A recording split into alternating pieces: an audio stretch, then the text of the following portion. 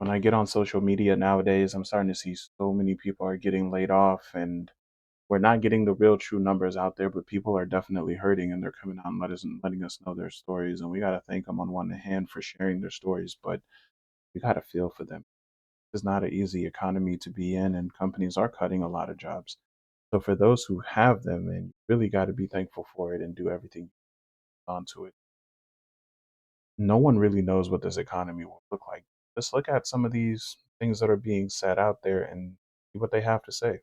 35% of Google managers are gone. Guess micromanagement wasn't scalable. So, at the recent town hall, guys, Google has announced that it is going to eliminate 35% of its middle management teams. And this brings up the discussion that all of us need to have about how many people can one person effectively manage. Now, I've been managing people since I had a full head of hair and it wasn't white. And I'll tell you that through all of my years, my opinion is that you can't manage more than 12 people effectively. 10 to 12 people is all really one person can handle. Now, you can have 120 people reporting to one person with several managers underneath them, but each individual manager all the way up in the chain should never have more than a dozen reporting to them. Why? Well, the truth is that first of all, you can't connect and maintain good relationships with more than a dozen people at a time. What he's saying is true. Most of the time, most managers do not know all their employees. Most of the time, they don't even have the time to talk to them. So I definitely understand where he's coming from. I don't know what the exact number is. Maybe he has the experience to know that, hey, the number's 12. I don't know what that number is, but each manager has to do what they can do to get around to their people, and they're not going to know everyone. It is what it is. That's just human nature. There's nothing we can really do about that, but this is kind of another step why, a lot of people, you got to get close to your manager. You got to know them. You got to at least let them know that you're there, you know, make yourself useful to them and all that stuff, help them out, let them know that they're okay. Let's check out some more of these. This is a headline I saw in a Fast Company article this morning. I'll put the headline or the article up here so you can see it. You can search for it. I still haven't figured out how to put links to it. I thought maybe it was just going to be a cute headline, but I think this, they're spot on. It was a short article and just talking about how some of the tactics that these businesses and big corporates are taking is really just, layoffs in disguise without severance. And, I've shared that belief here before. But I think this is only going to accelerate, right? You're still going to see the layoffs, but we're going to see more and more of these tactics as these businesses try to figure out how to take expense out with no return. I don't think they're going to be hiring these folk back. As I've mentioned before, AI is coming, but every one of these layoffs, I think I saw the last number was like 1.8 million so far this year, has been purely cost cutting, right? They haven't figured out how to implement AI. A lot of these businesses still haven't figured out how to leverage digital, let alone, align around their customers, which is a whole different pod. There you go. Now, I don't know if that's an exact number or not. Obviously, I don't think that number is from the government, but there are a lot of, news outlets out there saying it's 1 million people, 1.8 million people. Um, some saying the managers are the ones that they're focusing on to get the higher salaries out the way to save more money. In the case of Salesforce, 4,000 employees were actually fired that were customer service oriented, in being replaced with AI for their jobs and stuff like that. So, and yes, there are companies out there such as Meta and Microsoft who have turned to taking, instead of firing you and giving you a severance pay, they're actually saying, oh, hey, based on your performance review, you're not going to get anything and we're not going to keep you. So there's a lot of things going on out there, man. Let's look at some more of these. There's truly a lot of things being compared to the pandemic. What I want to show you here is MGM Studio in Las Vegas, which is the largest employer in the casinos, quietly laying off another 800 middle managers this week. Yes, this is the second round of layoffs. If you did not know, Las Vegas is double digits negative for tourism. Economists are saying that a recession is coming. People are staying unemployed longer.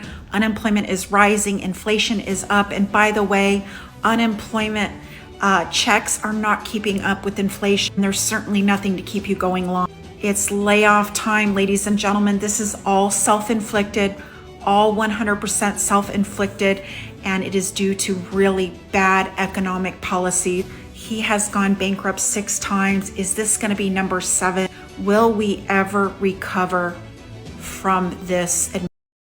Well, there you go. That one was definitely more political and more or less kind of targeting Trump on one sense. But, you know, I hear the argument at the end of the day. People are not going to Vegas. People are not able to spend money in Vegas right now. Vegas is reporting that they have their lowest lows in visitors and all of this stuff, and they're trying to do anything and everything to get people to come in, lowering prices and all that stuff. But Vegas is expensive. If you haven't been to Vegas, you should go at least one time. If you don't drink or smoke, trust me when I say you won't have too much to do there, but you should just go to experience Vegas one time. Get out of Vegas, go to Red Rock Canyon, go to the West Rim, in the canyons, do stuff like that. However, Vegas is expensive. And when you speak to the locals, you start to realize that what they hype up about Vegas is not even where the locals go. Find out where the locals go and do what they do. Don't do what they set up for you to just blow your money. But let's see some more testimony here. Let's see what these. 3 hours. Have you ever been a part of a corporate layoff? Because it is fun. So here's what happens if you haven't been a part of it. Basically, someone will let you know that a whole bunch of fucking people got laid off, like at the top. And you'll be like, what? And then you'll start texting around with all your friends. And then the HR invites start to go out. They're like 15-minute slots. And so then begins hours of texting everyone you know. Did you get the HR invite? Did you get an HR invite? Are you safe? Is your meeting 15 minutes or is it like 30 minutes to an hour? Because that usually is a longer discussion about a transition into a new role, right? But the 15-minute ones are pretty fucking clear. It's like, hi, thanks a lot, see you later. So I got my 15-minute invite for noon today. Obviously broke out crying. Was kind of planning on leaving anyway. I think we all were. The writing was all on the wall. But, bills. Money. I would love to sit around and do nothing, focus on self-care, all that kind of shit. But instead, it will be a scramble to find the next source of a paycheck, and that sucks. It's a shitty feeling. I do have this feeling like it's going to be okay. I do get that when I'm someone where it's harder for me with the potential of a threat. Then I panic. What if? But when shit actually hits the fan, my brain rallies. That's when it gets like, we're going to figure it out. It's going to be okay. It's meant to happen. You knew this was coming. Like, we'll figure it out. Like, there's always a way. It's a gift, you're thinking of every movie scene, like Sound of Music. Whenever God closes a door, somewhere he opens a window. That's a terrible, terrible accent. But the whole fixing up your resume thing, ChatGPT has made that a much less painful process, but fuck. And then you go through this like weird morning, how like everything you were working on that you were stressing out over the last couple of weeks was a big waste of time because somebody knew that you weren't going to have a job and that all these fucking Excels and PowerPoints and shit were for nothing. Oh, so I'm just not going to see any of my friends again. Oh, okay. Oh, I need to get my shit from the office. Then you're like, insurance. You and all your laid off friends call each other and we all just say, I'm so sorry. And then you're like, I'm sorry too. And she's completely right. It's like the reality doesn't settle in until it's too late. Like she said, you got to worry about the insurance. Now you got to worry about paying for your home and all this stuff. What this truly makes me think of, and a lot of it is actually happening, is, in America, it's kind of like, this is kind of weird. And think about this. Instead of everybody wanting to be together and working together, it's a very different type of society. Everybody actually wants to move out. Everybody wants to be independent. Everybody wants the freedom. And I respect it 100%. I have no problem with it. But you have to realize that there is a cost to that.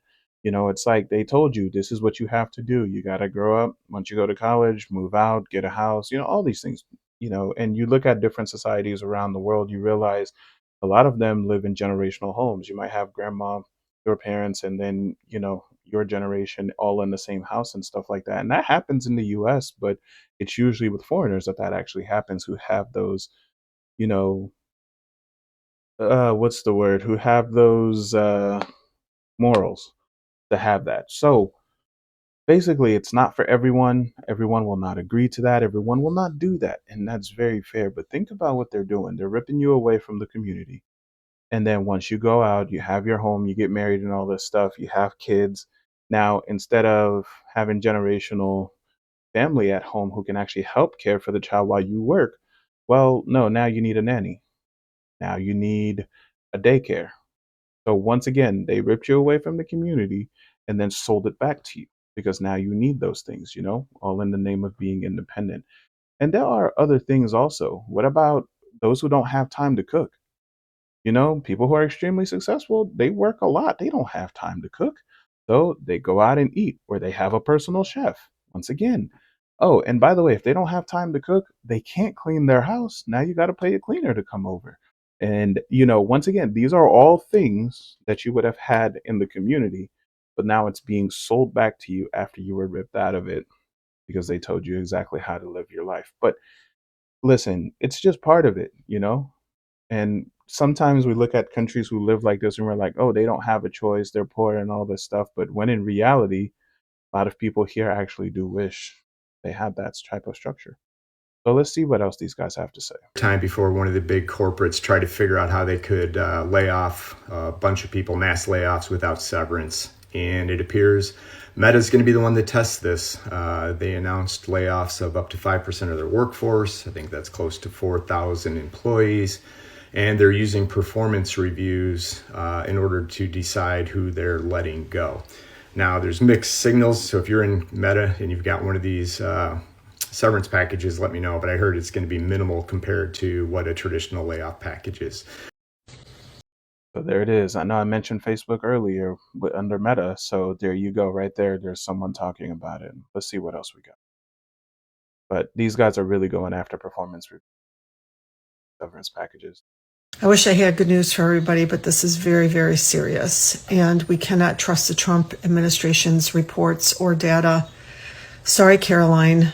Far from it. Here's what's going on with company layoffs and the economy. We already know American Axle is suing the Trump administration. They're an auto parts manufacturer because they say the tariffs are putting them out of business and they're getting ready to lay off a bunch of people. We already know that Ford and GM's profits were completely wiped out the second quarter because of tariffs.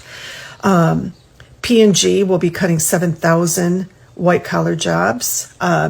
When I go through the list of companies that are laying off, they all attribute it to decreased global sales and sales within the United States because of economic uncertainty due to the tariffs, and the increase in prices because they're producing parts that they have to charge more for, so people are buying less, all again thanks to tariffs. And also a lot of these jobs are being replaced by AI. And I want you to remember that this big, beautiful bill put a provision in there for the next 10 years. Not one politician, nobody can touch AI. They can, whoever owns AI services, including Elon Musk, can do whatever they want without repercussions. So She's absolutely right. And that's something that kind of went over a lot of people's heads that didn't pay attention to that. But yeah, over the next decade, no one can touch AI and what it could do to jobs, no matter how many jobs it takes. She's right. That isn't a big, beautiful.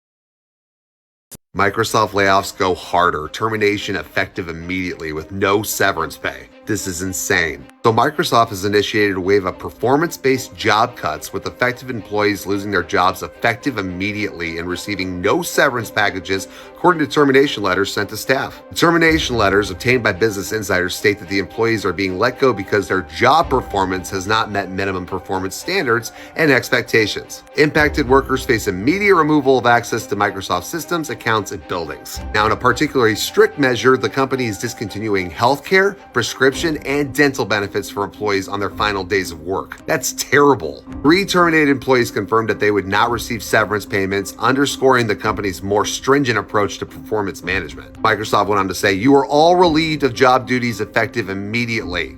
In the termination letters, employees were to return all company property, including card keys, corporate American Express cards, and any Microsoft hardware or software in their possession. The letters also warned that the future employment applications to Microsoft will be evaluated considering past performance and basis of termination. Potentially, Microsoft has laid off 9,000 more employees and might have just caused itself a $75.4 billion problem because the employees at Activision Blizzard are now unionizing in protest. So if anybody doesn't know what this is, Xbox, Activision, Blizzard, all these video game companies are under the Microsoft umbrella. And these are some of the most popular video games of all time. World of Warcraft at one point had a $12 million at the height of Wrath of the Lich King, its 3rd expansion, total membership. And this isn't just $15 a month monthly membership. This is $45 to $90 every year to 2 on games, plus in-game skins, plus all kinds of in-game transmogs, mounts, pets, everything else that people regularly buy, real-world clothing and swag. This is a gigantic company within a company. And the fact now that Microsoft, through AI layoffs, through looking at how they can make things as efficient as possible, has pushed the workers to the point where they're considering unionizing, you have a giant problem if this industry, the video game industry, is able to unionize Microsoft. And the problem is the talent pool for people at Blizzard is tiny. It's small. They're right over here down the street from me in Irvine, California, super high security facility. And that place, people vie for years just to be able to try to get an interview in and fail. I know because I did for the longest time, even as a head of HR. And it's a great company. But if you keep laying off people all across the United States, these big companies, watch that people don't try to unionize even more with this stuff. Because yes, AI is going to happen. Yes, technology is going to happen. But people are finding it very difficult just to find work now, and they're doing anything they can to protect themselves. And you can't blame them. They have to feed their families. They have to work. And so if this is how it's going to continue with these huge layoffs in every tech company across America, don't be surprised when workers start to push back. Let me know what you think. Once again, there you go with Microsoft. Microsoft is also doing the same thing. And that's something we gotta look out for. And even here's another video with Microsoft laying off another 9,000 people. Now look at this one. She actually lists out exactly which companies and the percentage of employees that have been fired. And keep in mind with the Microsoft and Activision Blizzard also, this is very highly skilled work.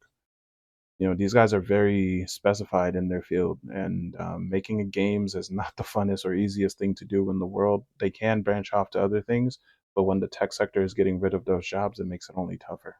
Now check this one out. You guys, I thought I would bring you the full list of layoffs that I've been talking about, and full credit to Genevieve who put together this list. But check this out. Just in 2024, we are in August. And so sort of a little over halfway through the year, and the big tech cuts are in full effect. Dell, that video went viral where the employees voted to do remote work. And as a result, Dell said, you know what? We're doubling down on AI and we're cutting 20,000 of our workforce.